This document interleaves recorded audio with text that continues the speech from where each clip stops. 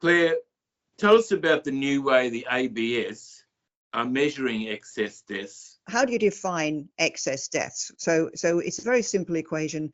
We know what the actual deaths in any year is, and we take off what we expected. And I think a very important thing to realize is that there's no official way of deciding on expected deaths.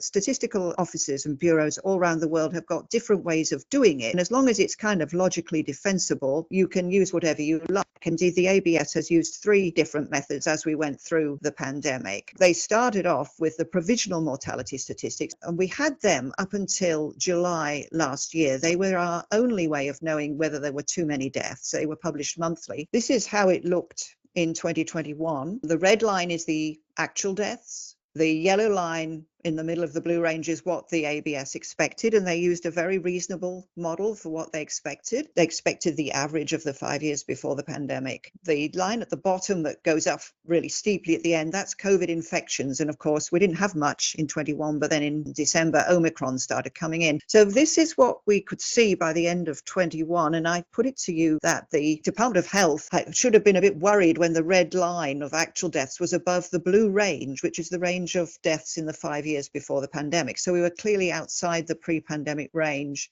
for much of the autumn and spring, but nobody did anything about it. Moving on to the latest picture using the provisional mortality statistics, they changed their model for 22 and 23, and I don't think their expected deaths was as defensible.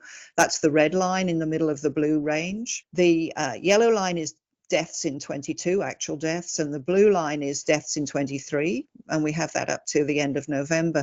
As you can see, and don't forget, this is published every month, so every month another point got put on this line. We went through 2022 and 2023 with deaths clearly much higher than the range of the previous 4 years for the pandemic, and I don't think anybody did anything about it. What they did do about it was produce a new model, which they produced in July 23. It's a very sophisticated model, and it gives a much lower number of excess deaths. If you look at the column that says 2022, which is the third column along, the first line, which is 25,603, that's how many excess deaths we got by the old way of doing it, the provisional mortality statistics. The one in white, third one down, 19,945. That's what the new model says. So you can see it's quite a lot less than our old one was, 19,945 excess deaths. And other models, which are perfectly valid, like the OECD, says 29,738. So I'm concerned about the new model. For one reason is it reduces the number of excess deaths, but that may be perfectly valid. The way they have looked at it looks good in lots of ways. But they also did it retrospectively. They were sitting in July 23, looking back over the pandemic, and when they knew there'd been lots of excess deaths, and maybe it's politically expedient to present a picture of fewer.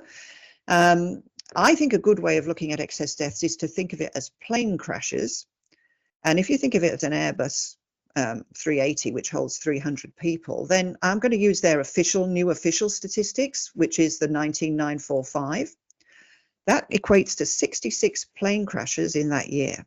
And as far as I know, nobody's done an investigation as to why.